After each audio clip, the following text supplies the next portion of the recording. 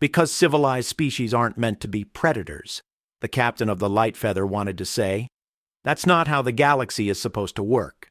Until humans were discovered, most scientists thought that being an apex predator was antithetical to the social structures necessary for the development of intelligence, and it was taken as a given that no species so aggressive that they regularly attack their own kind could develop the level of technology necessary for interstellar flight.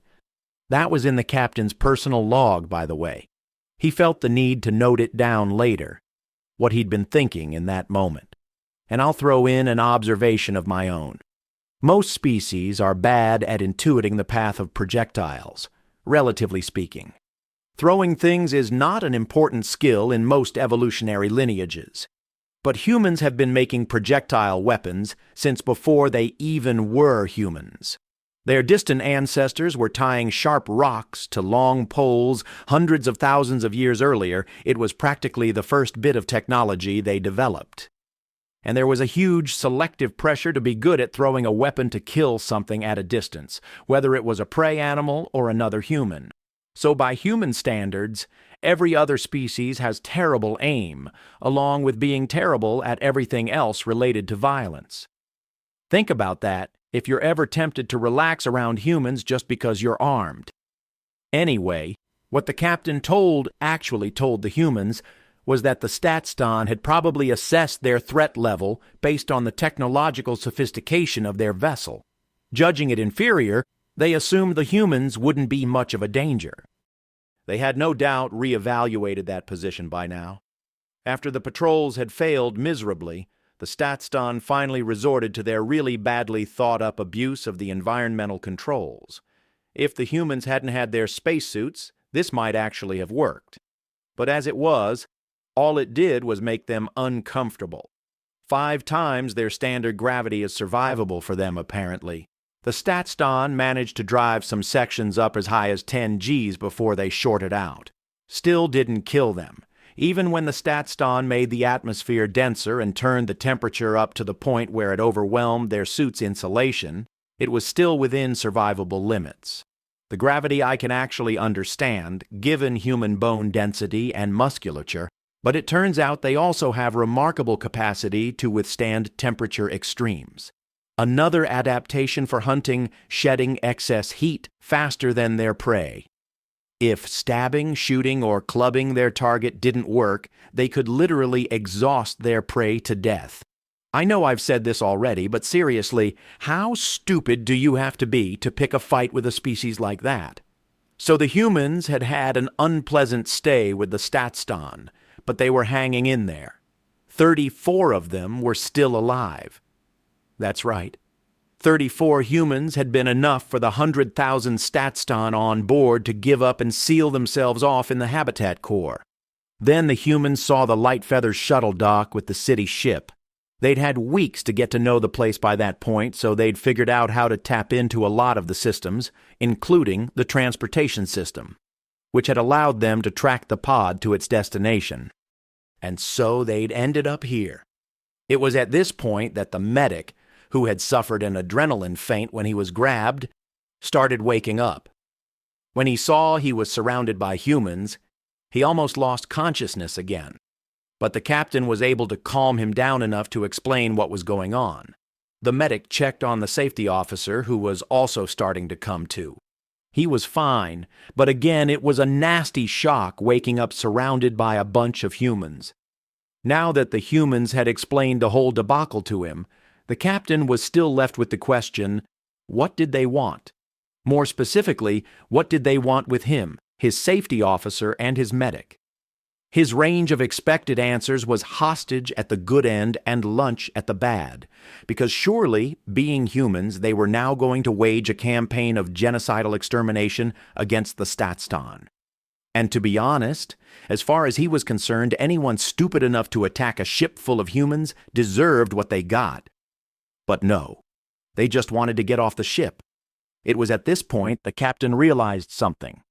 The human asking most of the questions must be their captain. He might be a human. When you got right down to it, they weren't so different. All he wanted was to get his crew home. The humans had been looking everywhere for a shuttle hangar and found nothing. Because, of course, the Staatsstaaten don't have shuttle hangars, just storage for parts.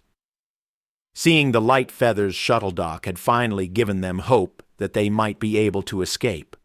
The humans were asking him, begging him, to get them off the Staatsstaaten ship. One captain to another he couldn't refuse. The humans' visible sagged with relief when he told them he'd help. Then they started talking about the best route back to the spine, what to do if they encountered a Staatsstaaten patrol, and how they might be able to get the rest of the Amia away from the Staatsstaaten. And the captain finally understood that they thought his group had been captured by the Staatsstaaten. Looking back, he could see how they'd made that mistake, given that the army had been escorted around by a large number of, relatively, heavily armed Staatsstaaten. The humans also didn't seem to realize just how desperate the Staatsstaaten were to get rid of them. The captain opened a comm channel to the Staatsstaaten and asked them if they'd like him to remove the humans from their ship. This caused some confusion. It apparently had never occurred to them that this was an option. It wasn't that they didn't understand that the humans were sentient, they just didn't think such an intensely hostile species would be open to negotiations. Also, the humans were winning. When the Staatsstaaten have an advantage over someone, they don't show mercy. They don't even understand the concept of mercy. The humans could have continued until all the Staatsstaaten were dead and the city's ship was theirs. And from the Staatsstaaten point of view, that seemed like the most logical thing to do. Hemmed up in the core of their ship, most of the Staatsstaaten wouldn't have lasted much longer. A few could survive a while in suits, but it had already been established that a few Staatsstaaten were no match for the humans. It took the captain quite a while to convince the Staatsstaaten that the humans were willing to leave with him, without further retaliation. When it finally got through to the whole community, the Staatsstaaten were more than happy to accept the deal. Not everyone was so pleased. The safety officer objected strongly to the idea of letting a bunch of humans aboard the Light Feather. Even if this situation had completely been the fault of the Staatsstaaten, they were still an incredibly dangerous species and could pose a serious threat to the crew and the ship. It was his job to identify potential hazards, of course, but as the discussion continued over their private comm channels, the captain got the impression that most of the crew was just as worried. He thought about it long and hard. Given recent events, he couldn't really argue the humans weren't dangerous. But in the end, he overruled his crew. He reminded them that regulations obliged them to come to the aid of other spacers in distress. Just because the humans weren't who they originally thought they were here to help, didn't mean that didn't still apply. The crew of the Light Feather weren't happy about it, but they just had to live with it. Because for the captain, this was about more than regulations. When you were out in the void, far, far from home, you didn't abandon a fellow sentient in trouble. The captain did ask the Staatsstaaten to try rebuilding the Idaho because it would have solved a lot of problems if he didn't have to take the humans aboard the Light Feather.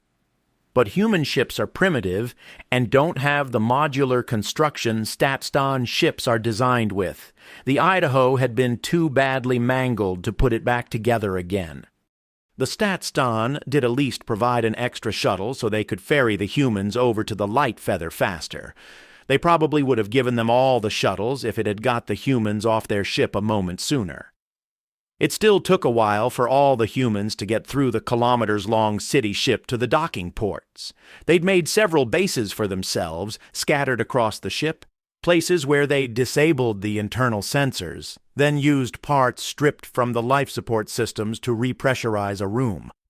Some of their oxygen came from storage tanks. Some of it they'd made by collecting ice crystals from the depressurized corridors and splitting it with electricity. They really are resourceful for a technologically backward species. The safety officer raised one last objection before the humans boarded the shuttles. What were they going to eat? The Light Feather still had another month before it reached Mia Yin 4, and it wasn't like they kept a stock of prey animals for the humans to hunt. Unless, of course, you counted the crew. The captain decided to just ask his opposite number from the Idaho how long humans could go without eating, and he was, well, let's say, slightly alarmed when the Idaho's captain told him that 3 meals a day was standard. A few days without food was doable, and in extremis a week or two was survivable, but 3 meals was ideal. The captain started trying to explain the problem, but the humans didn't seem concerned. They said they'd just eat whatever was on board the light feather. The captain tried to make them understand that amia aren't carnivores, and the only available food was fruit. The humans shrugged and told him that would be fine. At this point, the captain opened a comm channel to the light feather and asked the first mate to read through whatever they had on humans in the ship's archives. It was supposed to sync with the galactic net every time they were in port. There should be something on human dietary requirements. The first mate got back to him a few minutes later. Apparently, the common image of humans as ravenous carnivores was a little exaggerated. They're omnivores. Yeah, I know. It's almost disappointing when you find out. The only sentient carnivores in the galaxy, and they aren't even real carnivores. Don't get me wrong, they do eat meat, lots of it, but they eat a lot of other things and they can get by without meat for a while. The crew of the Idaho could eat a wide range of foods, including the fruit rations carried by the light feather. It turned out the Amia had even recently started exporting native fruits from homeworld to the nearest human colonies. The captain admired the courage of the spacers who had the nerve to sign up for that trade route. In fact, it was healthier for humans if they did eat fruit every so often. Their optimum diet was balanced between meat, fruit, vegetables, and grains, but for short periods they could survive on a much more limited selection. Once the humans were on board, the light feather stuck around a while to help the Statston repair their life support. As much as the whole crew of the light feather were completely out of sympathy for the Statston, it still seemed wrong to leave 100,000 sentients to die when they could help. Fortunately, it turned out the Statston hadn't damaged their life support so badly that it couldn't be repaired, with some parts from the light feather, at least enough for them to survive as far as the next inhabited world. Then, finally, the light feather got underway again, with 34 humans stashed in a spare cargo hold. At first, the light feather's crew kept their distance, and because the captain refused to lock the humans up, there were some tense moments when an Amia ran into a human in the corridor. But after a few days without a sudden dismemberment, everyone started to relax.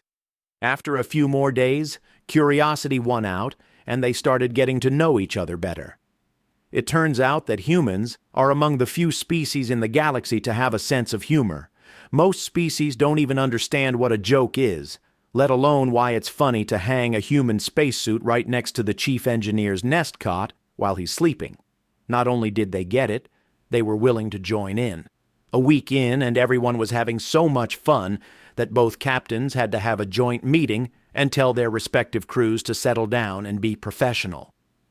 By the time they got to Miayen 4, the humans had gone from being terrifying monsters to unwelcome guests to lifelong friends.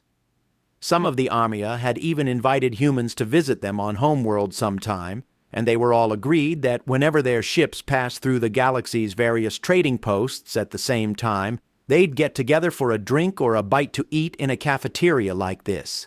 The Amia were a lot more comfortable with that idea now. They knew humans could eat fruit like a normal person. When the humans disembarked on Miayen 4, which had grudgingly agreed to host them until they could arrange transport home, the captain of the Idaho went to the captain of the light feather to thank him. The whole crew of the Idaho owed him, and anything the captain could do for him, he only had to ask. You know what the captain of the light feather said? No need. It's what any decent captain would do. And the human understood, captain to captain and sentient to sentient.